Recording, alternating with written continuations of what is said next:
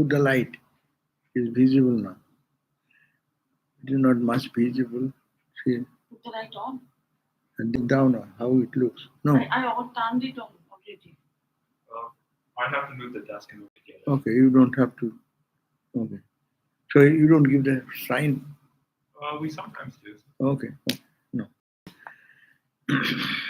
Om Vasudeva Sutam Devam Kamsachanuramardanam Devaki Paranam Krishnan Mande Jagat.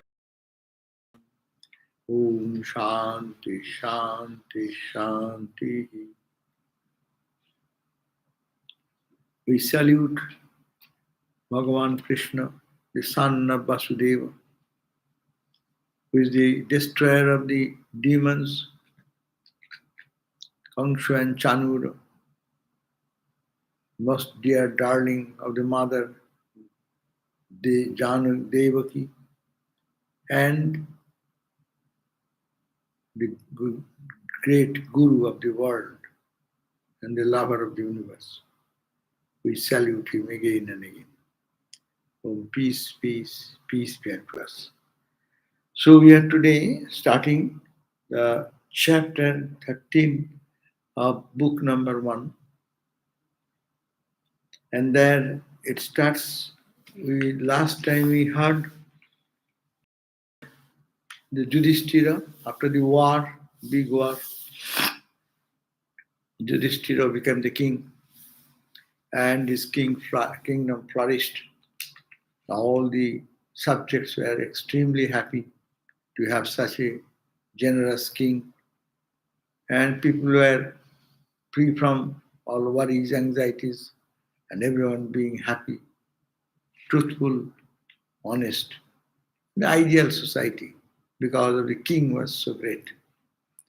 And then he wanted to do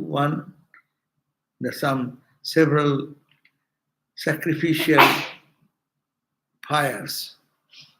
This is called Ashwamedha Yajna. Which is a special type of yajna that is done, but it needs huge amount of money. Why it is done?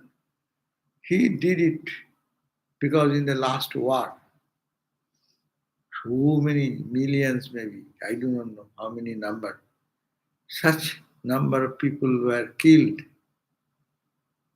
from both sides, their own relatives and friends. To that he might have caused some sin because of killing. Wherever you are right or wrong, by killing people you have occurred sin. To get out of that sin, he performed three great yajnas, and there he invited again the Lord Krishna to join them, and Krishna joined. And now, after with the request, Krishna stayed for some time with the 5 brothers and their kingdom, and now he is taking bidding buy from the 5 brothers, going back to his own kingdom in Dwarka. So Krishna is now almost again second time going back to his own kingdom. So now Vidura is, who is Vidura? Vidura was an ardent devotee of Krishna. So Vidura, he arrived at Hastinapur. Hastinapur is the kingdom of Arjuna. So the Yudhishthira's kingdom, his capital was Hastinapur. So Vidura came back to Hastinapur, and that part is being narrated by the narrator, Suta. Again, the Suta is the narrator. So narrator says, Demise of Dhitarastra. This chapter is, the heading is Demise of Dhitarastra. Who is Dhitarastra? Is he father of Duryodhana and the 100 evil children. Blind king. And, Blind king. and he was so much a good guy, but say so much blinded by the affection for his own son's doings. Whatever he does, he cannot say no to that. That was as if he was so crippled. So that Dhritarashtra, how he passed away. This chapter will relate to that. The Sukha then, this narrator says, what narrator says? Vidura, a close relative of the Pandavas, had gone on a pilgrimage. In the course of it, he met the sage Maitreyi, from whom he gained the knowledge of the Atman and returned to Hastinapur, having got what he had sought. So Vidura was a very highly spiritual person. So he was a close relative to the five brothers, Yudhishthir, Arjuna, Bhima, Nakula, Sahadeva. These are the five brothers. So, but see the uniqueness. He is such a wonderful person. He went to a pilgrimage of the other part of India. And then after finishing that, when in that pilgrimage, he met a sage whose name is Maitreya. And then meeting with him and learning guided by him, he came to experience the knowledge of the truth. Brahma Jnana Bhava. Such a wonderful person that he made a pilgrimage to attain Brahma Jnana. And he got a guru, that means that is the ideal person, and taught him, and so he had that, and then returned to the kingdom of, again to the Arjuna. Vidura had put several questions to Maitreya, but even by the time he received answers for a few of them, he developed unswerving and one-pointed devotion to the Lord. So he wanted to know what is life, what is beyond life, all these questions, as any spiritual seeker puts that question to that Maitreya, that sage whom he met on the pilgrimage. But before he is asking, he got the answer. Love for God is the greatest tool for realizing God. So he received the answer. For a few of them, he developed, for a few of them, he received answers for a few of them. He developed unswerving and one-pointed devotion to the Lord. That means with mere question, people put scholarly question, intellectual question. That is good at the beginning, but also to understand that it does not make any peace in the heart unless you have the realization of it. So you understand that realization is love for God. Unless you develop love for God, these people, that one boy was saying that I want to be a monk, wrote us a letter. Why? I don't like anything. So you don't like anything is not enough. Do you love God? That is the point. You may not like the world for different reasons. That will not solve the problem. But do you love God so much that because of that it makes you disinterested? So here, that same question, he developed that key point, that love God. So he developed that. Having thus achieved the end of human endeavors, he was not interested anymore in answers to his other questions. So first we have so many questions, this is that question. And endless question will come in the mind. Because we are inquiring for the truth. But unless you develop love for God, this question will continue, because it's up to intellect. When you come to the connection, loving connection with God, then all questions will be resolved automatically. You will not find much interest in asking for what you are seeking. What is that? Uh, if you have really developed love, and in the loving connection, you feel the joy of thinking of God. So that's a direct source of joy. So you don't need any question anymore. You are tasting the sugar. You did not have to say, is sugar? What is the sugar like? Sugar, what is available? Is it hot? Is it cold? It is sweet? It is sour? Is it so? If reasonably it seems it is so, it will be too much sweet, maybe bitter. You may go on question like that. But when you just have a little taste of the sugar and you are having that experience, then question stops. What am I questioning? So that is the understanding came to Vidura. Therefore, after this question, he is not interested. He is not even he was putting this question. When he developed love for God, he understood. No more questioning. You are already got into the track, and you know God is love. You know there is so much joy. You need not have to read books or you need not to question.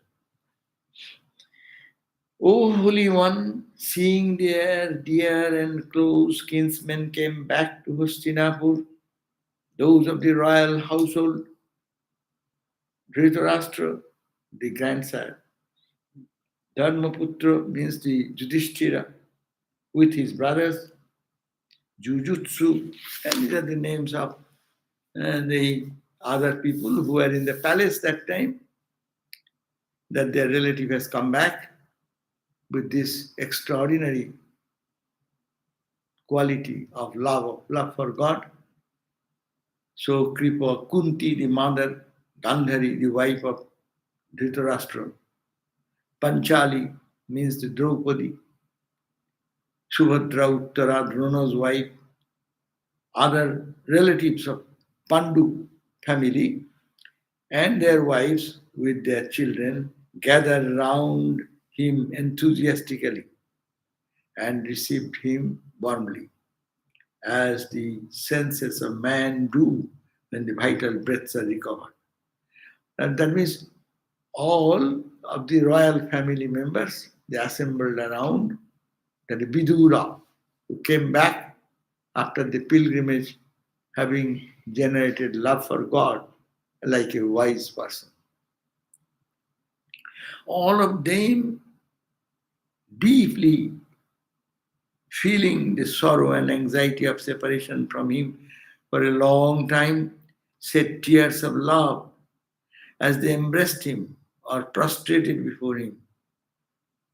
So everyone is happy to have Vidura, the holy in the family of the Pandavas, to come back after pilgrimage after a long time. So emotionally, some of them were weeping and some shed tears of love. And as a result, some were embracing him, some prostrating before him, depending on the relationship. What is the type of, if you are a junior in India, junior salutes the senior. So friend hugs the friend. So there are different levels of relationship. We find that Vidura has been treated in that way, sitting, and they're all sitting around him. So sitting him most respectfully. Raja, the king Yudhishthir, worshipped and honored him in a befitting manner. That means, as with great respect, great honor, the Yudhishthira, the elder brother of Arjuna, treated this Vidura with due respect and honor.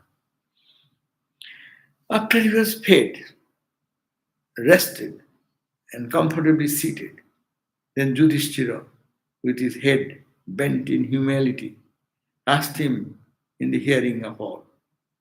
So Yudhishthira, the king then, now the king, he then after feeding this Vidura and allowing him to take rest, and after that,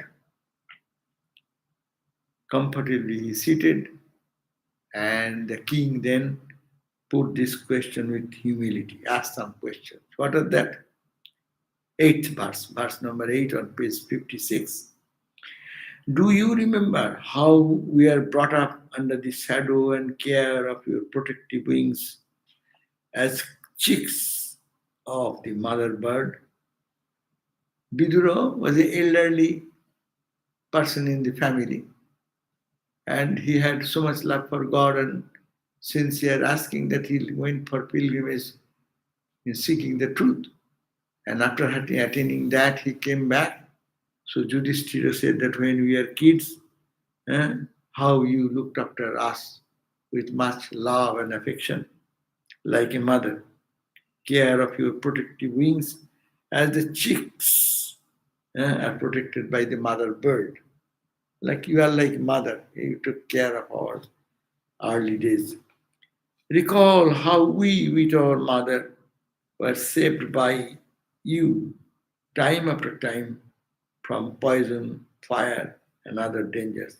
Because Duryodhana always applied these tricks to kill the 5 brothers by poisoning sometimes, by putting them into a room which is made of wax to burn it so that they will be burnt alive. They do not know it looks like this, but it is made of wax.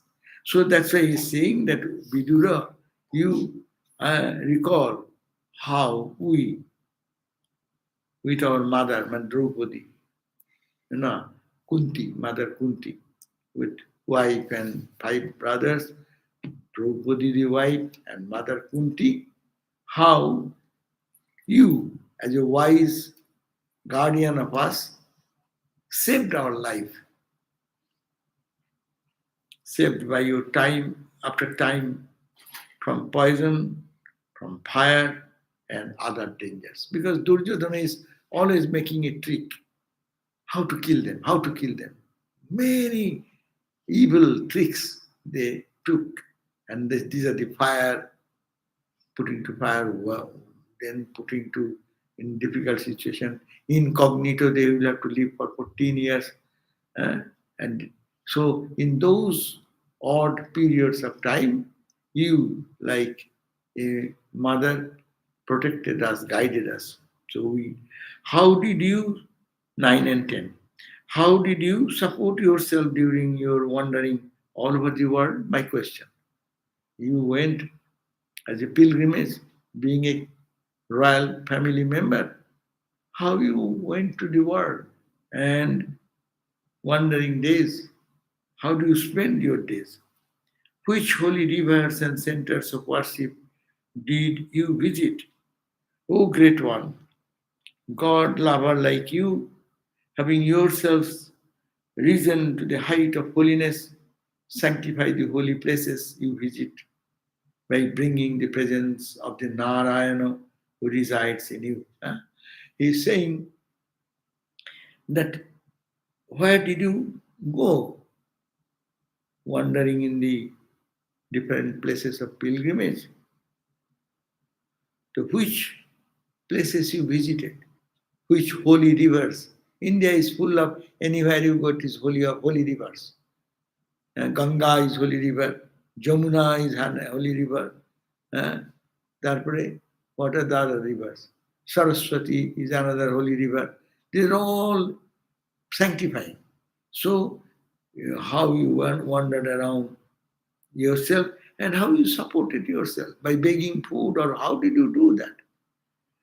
And now, O great one, out of love for God, you became a lover of God.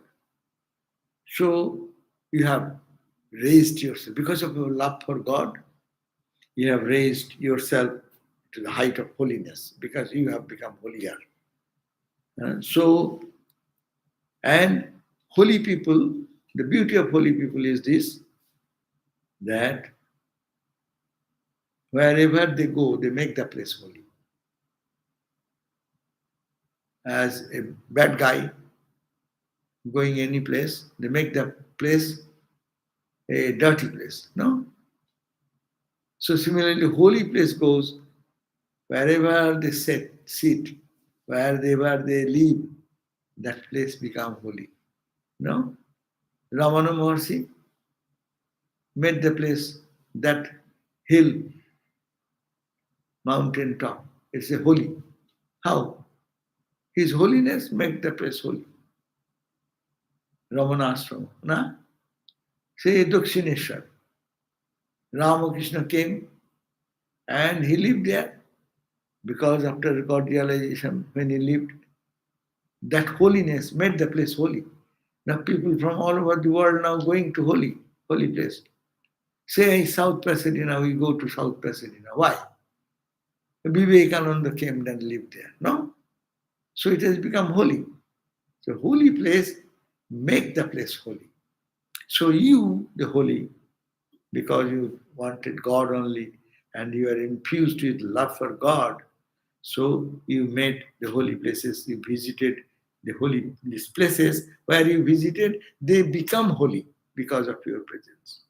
In Swami Turiyananda's book, I was reading like that Swamiji was telling Turiyananda that wherever you go, like the direct disciples, there will become a center. So it just Turiyananda said that I can't preach. He said that you don't have to there. A center will grow there. That means here, that's the same thing. Swami Vivekananda says, I have given lectures. You only go. I cannot speak because he is not a speaker like Vivekananda. Huh? Then Swami says, you need not have to speak. You show your life. Looking at your life, people will be benefited. That's happened. Shanti Ashram from San Francisco Center. That center, that is still a holy place. Yes, wherever they have gone and placed their foot, like say Saint Francis of Assisi. He is born there and he has his place there. It has become a church and is a place of pilgrimage of the world. People from all over the world come to visit that holy place. Why? Because there is a saintly person live there that make their presence make it holy. Oh Father, our friends and allies, the Jadavas, who have Krishna as the object of their adoration, are they living happily in their own city? Did you hear about them? So these are the questions. So he said, how do you maintain yourself these days? Being raised in a royal family, how do you maintain your food? That means how you survived. Where do you live? There is no home, like a wandering monk. So how did you maintain yourself? That was one question. And how many holy places you visited? And your places of visit that make them those places pure, because you are carrying Lord Narayana in you. And you are like our uncle, oh father. Our friends and allies, those who joined the Yudhishthira's group, the whole India was divided into two groups, no? One joining with the Duryodhana, and another party joined with the Arjuna's group. So those who joined with us, those who are allies, what we call allies, that means the allies, no? They are allies with us. So you have visited on your pilgrimage. How are they doing? Are they keeping well? Are they happy? Because all of them love Krishna, that's why they joined in our party. How they are doing? Are they living happily in their own city? Did you hear about them? Or did you visit on your journey? Now, to Dharmaraja, who spoke thus, Vidura narrated all his experiences except the news of the destruction of the Jadava clan. For a kind-hearted man who dislikes to see others sorrowing is disinclined to communicate to them news which is unbearable in its poignancy and which relates to the unavoidable natural causes. He says that with this question, Dharmaraj, who is Dharmaraj? Yudhishthira. He is the epitome of dharma, righteousness, truthfulness, honesty. Though he is a king, though he is a warrior, but he has his great values. So he is called the Raja, the king, among others who follow dharma. So Dharmaraj is responding. Vidura, to this question, Vidura responded to Yudhishthira. What he said? He said, Vidura narrated all his experiences, how he went to different places. But he didn't tell one thing, that the news of the destruction of the Yadava clan. Yadava clan, Jodu Vangsha. It is called the in which Jodu means those who milkmen community. They have their king, and Krishna was born in that community. They are all extinguished. But he doesn't. He's such a holy person. They don't want to tell that story. He didn't respond, express for experience, except the news of the destruction of the Jadava clan. Why? Why he did not? For a kind-hearted man, a soft person, who is very spiritual person, say is this who dislikes to see others sorrowing. They don't want to see someone is suffering. And in this disinclined to communicate to them the news which is unbearable in its poignancy and which relates to unavoidable natural causes. No? To tell all these people, they will be very sorrow to know that Krishna was born in that clan of the milkman community. They are all destroyed. Because out of softness of their heart, they don't want to give the news which hurts others. He then spent some time there happily, highly honored by all alike, a god, and devoting himself to the spiritual instruction of his elder brother Dhritarashtra. So what he did, this Vidura then stayed in the kingdom of Yudhishthira for some time, being honored very highly, like God itself, no? And he staying in that place, he's a spiritual person. So he devoted in his devotional and spiritual instructions of the elder brother Dhritarashtra. And devoting himself to the spiritual instruction, he started giving advice to the Dhritarashtra, the blind king. Vidura was in reality Yama, born as a man for 100 years, going to the castes of sage Mandavya. And during that period of 100 years, Arjuna acted in his place in administering justice to the dead. So he said that Vidura was not an ordinary person. He was the Yama, the god of death, reborn in this way. So these are all big stories will be behind that, and I also do not know. But that is the background. He is not ordinary. That's why his presence was extremely auspicious to others. Now, Dhritarashtra departs. Now, blind king, he will give up his life. How and he will be giving up the body. So that description is coming from verse number 16. So 16 verse says, after his restoration to the throne, Yudhishthira and his brothers were as powerful as the guardians of the quarters, lived in great happiness and prosperity.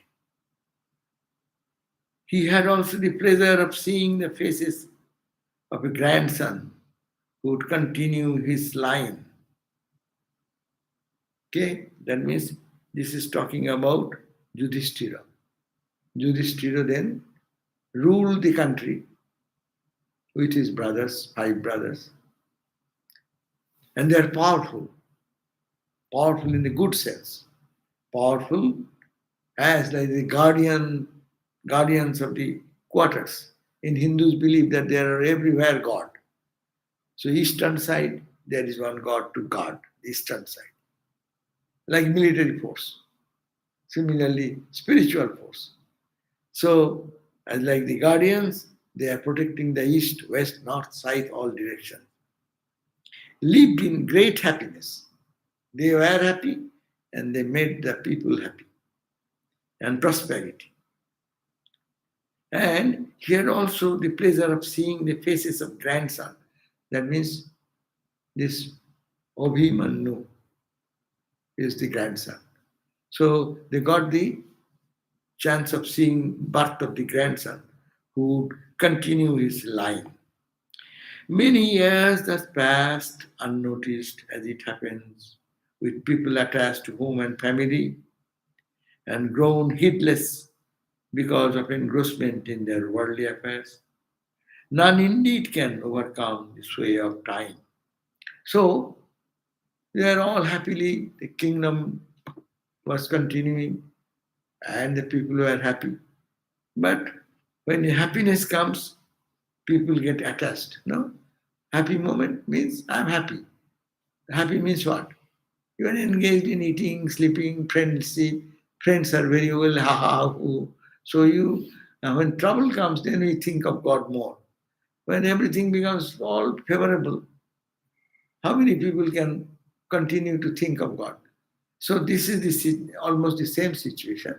Many years passed unnoticed because the happy moments go quickly. Bad time, as if it does not move. Half an hour in distress mood appears to be years, no?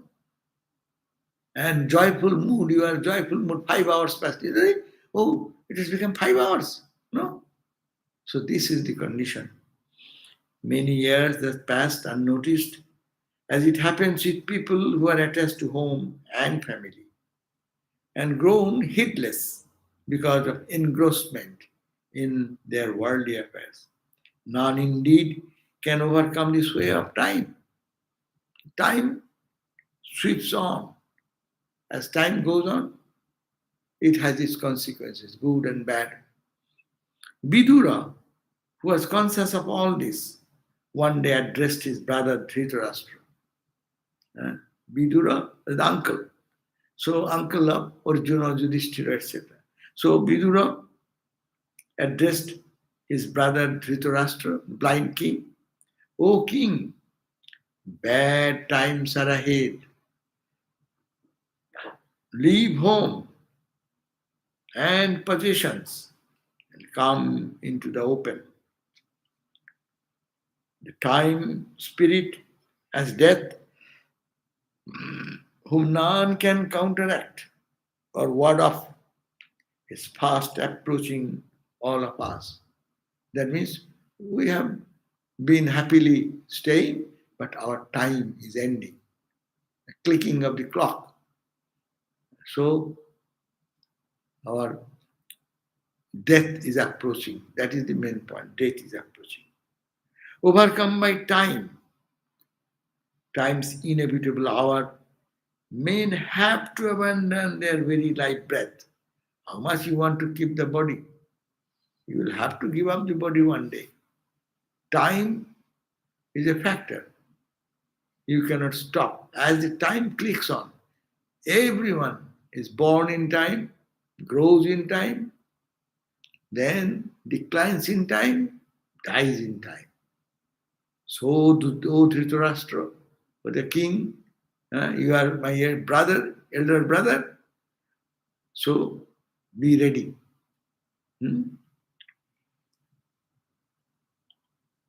So then what to speak of other coveted things like wealth, possessions? This life will go away. What about this wealth? What about the prosperity? What about the money? What about the bank balance? Gold, jewelry, what is that? Nothing you will be able to take. So get ready. He's talking to his king, blind king. Look at yourself, Vidura is saying. Look at yourself.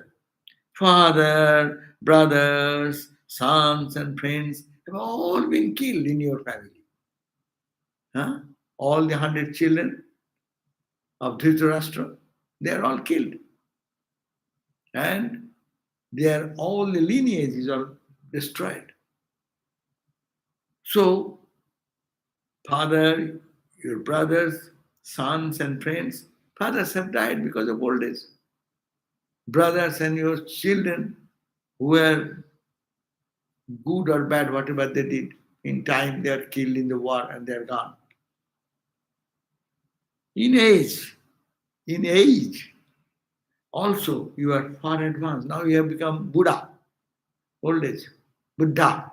Buddha means old age. Your all sons are gone, your all family, and you are the elder person in the society. So in age, you have all advanced, far advanced. Gray hairs have covered your body. Huh? No more black hair. That means your gray hair has come, your age has increased, you lost your sons and other relatives in the war. Time has shown everything is gone, gone, gone, gone.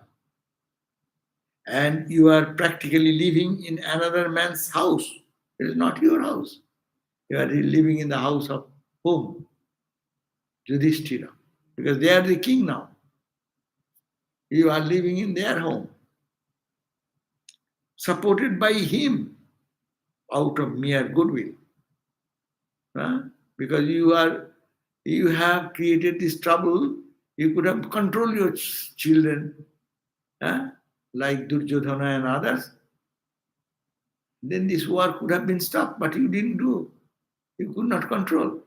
And now you are staying at their house, at their mercy, and your gray hair has happened. And still you think you will live. Huh? We get ready. Time is up. Wonder of wonders, how strong man's clinging to life is. Huh? We all try to survive in life. Who wants to die? In the world, who wants to die? One reckless people, Taliban people, they don't fear for death. Okay, I take a gun, you take a gun. Kill, you kill, I kill. That's okay. And who don't want to die? Only God realized people. They think that they have no death. No? But medium people all, because of attachment, they don't want to die. Whatever.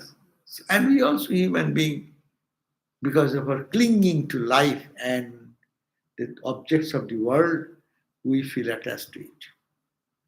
So wonders of wonders,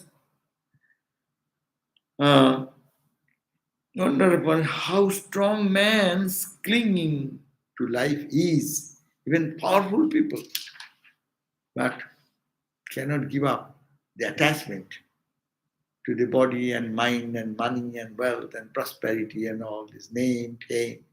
When you die, what name? Look at that. How many great people with great fame, great name, gone in the past. Who remembers? Who cares for them? Do you remember their name, their glory? Only in course of discussion or studying the history, people may say, oh, that was a king, there's a bad king, good king, this, that. How many Hitler came, Hitler went, huh? How much trouble created in the world, but gone. Time is such a killer of everything. So it is your time.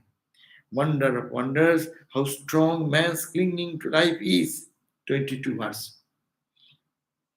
See how prompted by it you are living here like a dog.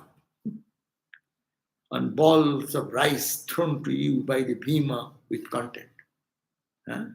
Bhima didn't like you because you created such trouble for your sons. Your sons created such trouble, supported by you. You could have done something, but you did not. You are a king. So you are just living here by the mercy of Bhima, Arjuna, Yudhishthira. Particularly Bhima hates you. If the dog is thrown little food, and dog turns, what you call, turns his tail and happily eat. So you are doing like that. Huh? The Bhima's mercy is throwing you some food and some clothing and giving you, and you are happily living. Your old age, you forgot your own, time is clicking, and you are not aware of it. See, Vidura is talking all these things to the king. He was the so many years he was the king, no? And this entire war was, or you can say, orchestrated by Duryodhana, his son, and it's supported by him. So what is the good of living in the tender mercy of those very people whom you and your sons have persecuted in every day, every way, setting fire to their house, poisoning them, humiliating their wife. Draupadi was humiliated in the palace by Duryodhana. So you created all these things, and you are sitting there like a blind king, not seeing anything which is noble, which should not be done. No, you are not a monk. You are ruling the king. You are the king, and at the same time you are allowing these nonsense things. So it is just like giving a whip. Huh? So what is the good of living? You are living like a king. What type of life you are living? At the tender mercies of those very people, you are at the mercy of those people whom you mistreated, whom you wanted to kill, whom you wanted to give poison, whom you wanted to burn alive, huh? And whom you humiliating their wife, usurping their kingdom and wealth. You have swallowed their kingdom. It is not your kingdom. It was Pandu's kingdom. So, though you are thus pitiably clinging to your body with intense desire to keep it alive, see how, in spite of you, it is getting worn out by nature's process of aging, even like a piece of cloth. A cloth you keep for some time, it will be old and it will be torn. So, though you wanted to keep it, look at this nonsense. It is dying out of its own because time is killing it. Tick, tick, tick is clearing it. He who abandons hearth and home for an unknown destination, goaded by a spirit of renunciation, and the absence of any sense of self identification with anything, and casts of his body, which has become incapable of serving any human purpose, he is called a wise man with a settled understanding. This is the verse number 25. Beautiful verse. And the life's purpose, no. What is it? Those are blessed people who live in the world for attaining the higher goal of life, spiritual goal of life. They give up the mundane things and be courageous to go for in search of the truth. Yeah? And absence of any sense of self-identification. They don't have their ego to be in the world and rule others and control others. No. Self-identification with anything and casts of his body which has become incapable of serving any human purpose. This body should not be carried like a just what we call incapable body doing nothing good to the world, become a burden That's why many people say, don't resuscitate it. No? What you call after you are sick, resuscitation. So you don't bring me back in life. If the body is failing, don't try to keep it more. So, but you are not feeling like that. You have become old, you have become tortured, and you are also, your hairs are grown, and you have no still clinging for your life, and you are staying in someone's home at the mercy of others whom you have mistreated and tried to kill every day. You should be ashamed of it, no? You should not live anymore. So this type of awakening of this, a person, very sensitive person with sophisticated word, it works. For a crude person, you have to say crudely, then it does not even work. So he's telling very straightforward way to a powerful king, Dhitarastra. He is called a wise man who settled understanding. Now, he is the best among men who, having installed Hori in his heart, wanders forth from home, armed with renunciation, self-control born naturally in himself or by the advice of others. Probably will not get much stories of any other country that the kings are talking about, giving advice to the king about renunciation. No?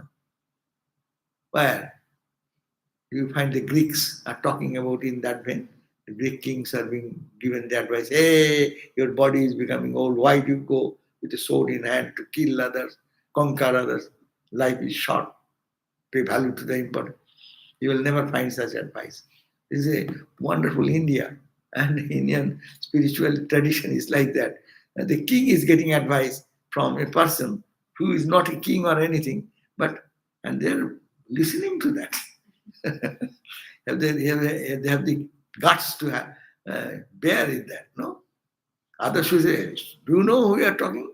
I can take the sword and chop your head now. You dare to tell me like this? So now who is the best man in the society? He is the 26th verse. He is the best among men who, having installed Hori, that means carrying, feeling that Lord is in my heart. With that spirit, wanders forth from home to home. He is like a beggar, homeless. They go door to door, begging from home to home. Armed, what is their arm? Their arm, weapon and armory. That is renunciation. With detachment, that outlook, renunciation, and control, self-control. They are all controlling their senses, not for running into the worldliness, but to the spiritualizing their life. This renunciation born out of renunciation and self-control, born naturally in himself. That means it is not circumstantial renunciation. As I say, suppose I get hurt by somebody and I feel dejected. What is this world? Love is betrayed and this relationship is disturbed this way. What is the meaning? Then I may get momentary renunciation. Not that, but carrying God in heart, loving God, to see God, be like a wandering monk, no attachment for any sense organs or sense gratification. So that is the way, born naturally, there from home to home, armed with renunciation and self-control, which is born naturally or by the advice of others. It may happen. A holy person gives advice, and you feel inspired, then it may happen. With that renunciation, that means he is glorifying. Renunciation is higher than your kingship. Huh? What does Hari mean? Hari means the Lord. Okay. Hari is the name of God. One name is God. Hari is Narayana. Or you Krishna, you can say Krishna. Several names of God. Rama, Krishna, Hari, Shiva, all of the different, it is substitute of God. Carrying God in your heart, move in the world like a wandering monk, detached to everything, to understand the purpose of life. Therefore, conclusion 27, therefore you now wander forth in the northern direction. That early days, India, that was the style. Go to the northern. What is in the northern direction? Himalayas. Before your death, just give up everything. Move towards Himalayas. And without letting your relatives know about your whereabouts. Wandering monks, when they get out, in nowadays, communication system is so good. If your phone is there, people can trace you where you are. You need not have to, you try to hide, but you cannot hide yourself. Police can go and chase you and find out all these. Even the cave, they can find out. So, but in early days, there was no such system. So you give up. Your idea is to love God, and you have matured, you have seen the world. Just renounce. Oh, King Dhritarashtra, he is a blind king. He is giving advice to the blind king that you just move towards the north, the Himalayas, high Himalayas. That's why you call the Himalayas the last resort of human birth. Because go and think of God, think of the noble self, which is like grand Himalayan snow-capped mountain, no? Devabhumi, the godly place. Don't let that you are a great person renouncing, without letting your relatives know about your whereabouts, so that they don't search for you and try to bring you back. For the age about to dawn, which is coming now, is one that leads to the degeneration of man's character. Now, the verse 28, I think there is no question, so I will then read further. Is there any question? Okay, good. So I'll read now in another few verses. The blind Dhritarashtra, being thus advised by his younger brother, Vidura, that means we come to know that the king Dhitarastra, younger brother was Vidura. So Vidura is giving advice to his elder brother. Vidura came out. He didn't enter into the confusion of this fight, its issues. So he carried God in his heart and renounced and went back for the self-realization. So now this Vidura advised Dhritarashtra, broke away the strong cords of attachment with which he was tied to his relatives and walked away from the palace along the way shown by Vidura. See, now he is matured. All the sons are dead, all the relatives are gone. So he followed the Vidura's instruction, detached from the palace, detached from his own belongings, no? And Vidura broke away the strong cord of attachment which he was tied to his relatives and walked away from the palace along with the way which is shown by Vidura, younger brother. Gandhari, who is Gandhari? The wife of King Dhritarashtra, the daughter of Subala. That means Gandhari was, Subala is the name of father or mother. Subala. I do not know. But anyhow, the daughter of Subala, the virtuous and devoted wife that she was, accompanied her husband to the region of the Himalayas, which is delightful and inviting to a all-renouncing Paramahamsas, as a fierce battle is to courageous warriors.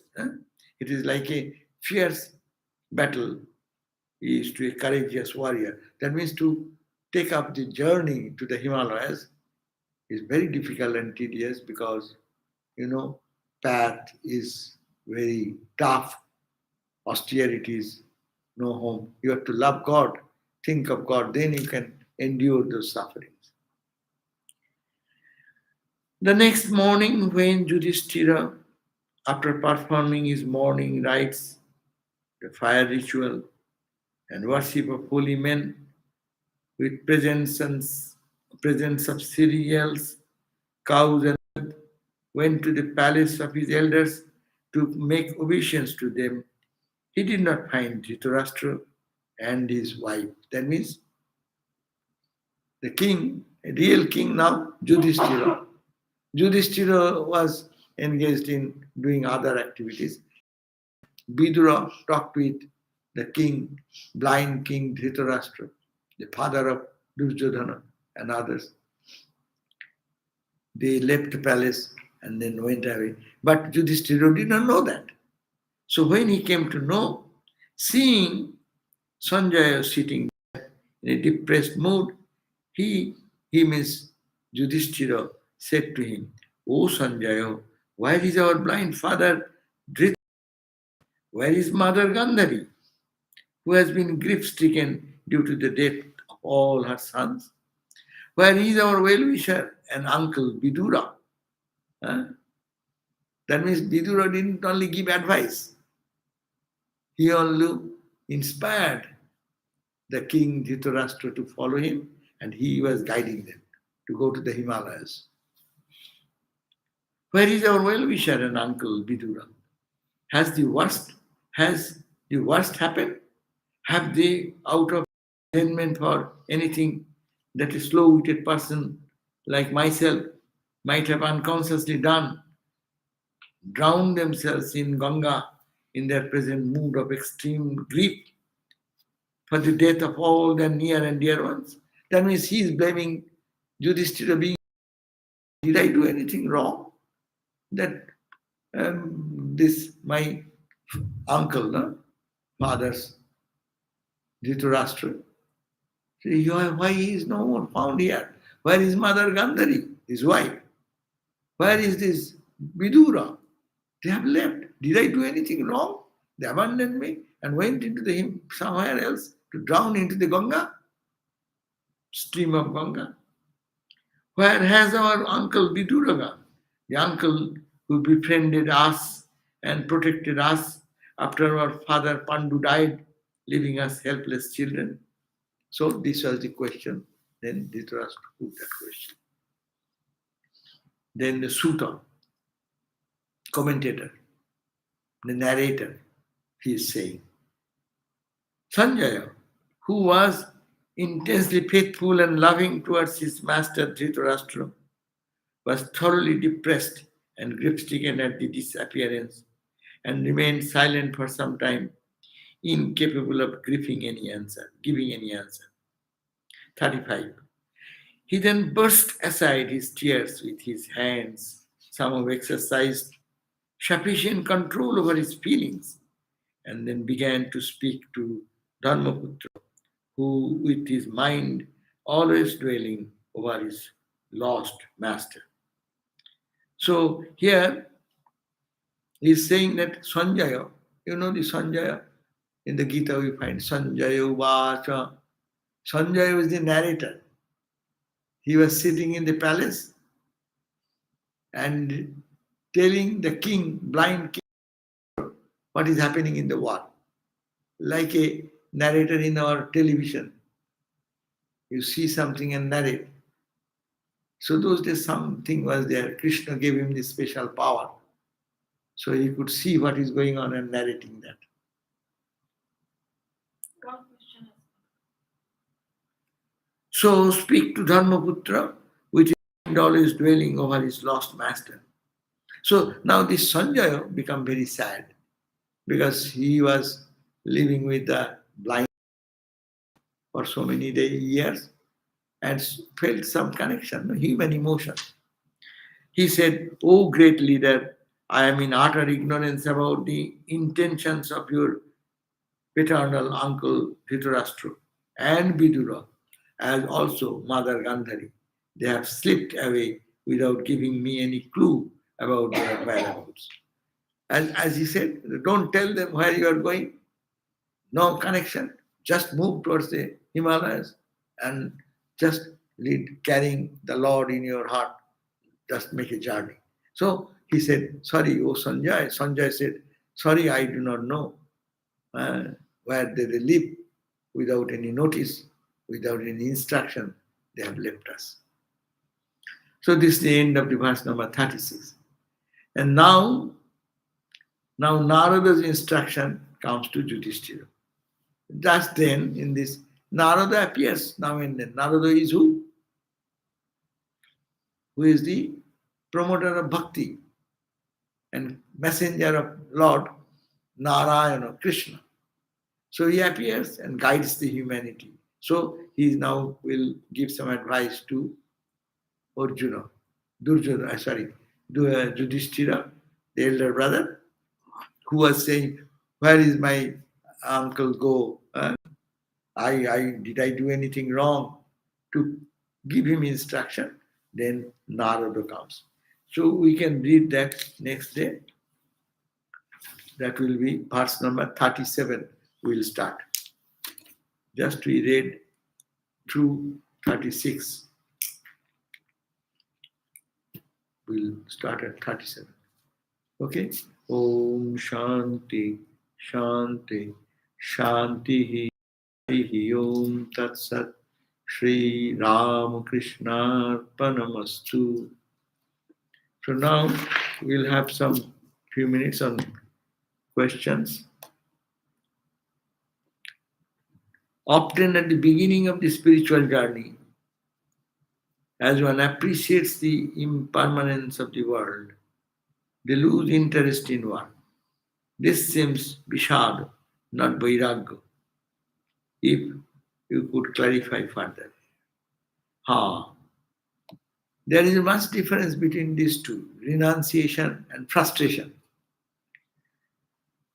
Frustration, when you get frustrated, you find disinterested in things, doing, in talking, in keeping relationship, and it's disinterested due to frustration. And detachment also, when you get the detachment, means, again, detachment means attachment to God. As much attachment to God, that much detachment to the other things.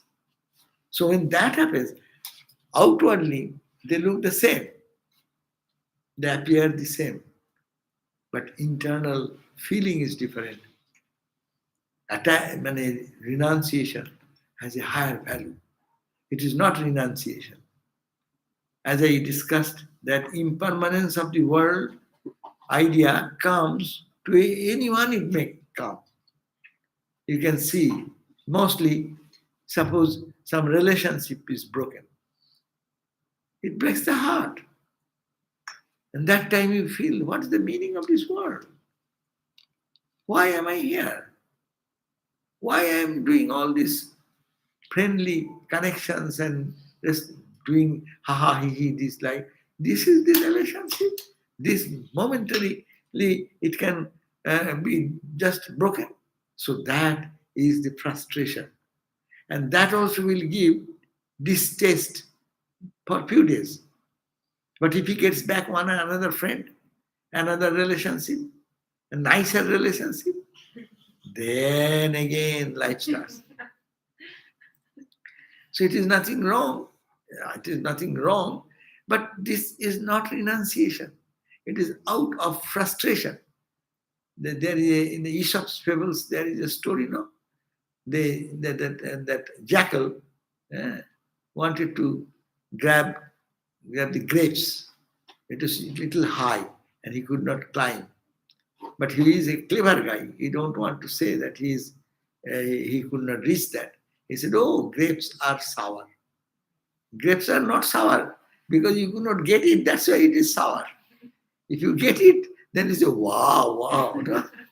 So that is the point. This is the distinction between proper renunciation versus that which is lose interest in the work and other things because of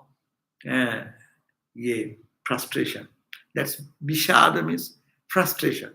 That's why you have used the good word Vishada, not Vairagya. See why the Gita started. Duryodhana declared the war. So Arjuna, what he said that what he felt that he wanted to give up everything and want to be a monk, as you read the Bhagavad Gita. And he said, Krishna, I don't want to fight and to kill these people. But Baba, you have made a plan for so many years. Because it's unjust, I'm a king, I'll have to fight out for truth and justice. No? Now, out of fear or out of attachment, seeing the army, in the army, the faces of your own cousin, own uncle. So then the inner feeling of attachment and weaknesses, they arose in the heart. And then he said, I am not going to fight. Even I am being killed. I'll be killed. That's okay. That's better. But I don't want to kill anyone. Huh? Oh, that is called Vishada. Despondency. Depression. That's a depression. But see, those who are meditate, they sometimes retire or they will be finding opportunity to hide somewhere and get into meditation. No? And those you see, the frustrated people, depressed people, they always try to keep themselves away from other people. Is it not? Did you not see in the society? Those who are depressed, what they do? They don't like to talk to anybody. They're always hiding in the door, locking the door and sleeping and feeling I am worthless, I don't do anything, and this. As if like a meditator, he also tries to withdraw and do meditation in silence. Another person is also withdrawing. Withdrawing from the society is the effect, but cause may be different. So love for God may be one cause, that is called renunciation. That is proper renunciation. Ramakrishna in the Gospel talked about it. He said that it is called Markata Vairagya. Markata means momentary, or like a monkey. Huh? Madhu. What is the monkey? What is Madhu? Monkey, they live in the forest. Okay, what is Madhu? Oh, monkeys. That's what I'm saying. I said that. So the monkey Vairagya. Monkey does not do anything sitting, but watching what you are carrying. If you have some eatables, then he's watching, and suddenly jump and snatch and eat. So that is the monkey. Markata, momentary. It is not real, genuine love. So love for God should be the factor. That is the distinction between that which comes without that.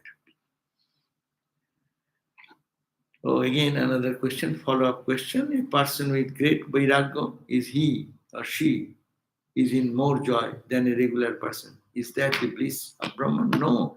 A bliss of Brahman, yeah. The question you got, that a person with great renunciation, vairagya, is he or she in more joy? Of course he is in more joy. Who have detachment from the world and love for God, they are the happiest people in the world. They close their eyes, they find joy within. They open their eyes, they see the presence of God everywhere. No? That is the highest joy. Real renunciate people, because they are not attached. Vairagya means detachment. Detachment is a negative term, but detachment, real genuine detachment is love for God. As a result, detached to the world. So that type of people attains more joy than a regular person, of course. And is that the bliss? Yes, it is. Every joy you get, it is the bliss of Brahman. But it is not the ultimate. Vishayananda, we talked many times about this. All ananda or bliss is the bliss of Brahman. When it comes to the level of Vishaya, sense organs, then it is called Vishaya Ananda. When it comes to practice of spiritual discipline and singing and bhajan, it is called Bhajana Ananda. And when it beyond that you get intoxicated and marji there, that is also Ananda of same Brahman. It's called Brahmananda. So it is everywhere, every Ananda is a spark of that Brahmananda. But of course, that is a higher Ananda rather than who tries to find the attached joys to the senses versus joys minus the senses. It's a higher joy, higher joy. But joy is the same. All is God. God's joy percolating to less layers of clouds are lifted there. When the first layer of cloud is lifted to the Vishaya, the sense objects, then it is more interior joy. So it is deeper joy. So this is that is the joy. It is then higher than or more regular person's joy.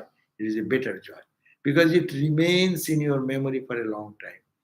Sensory joy, when you eat food, you like the tongue likes it, that joy you feel. This is also Brahmananda.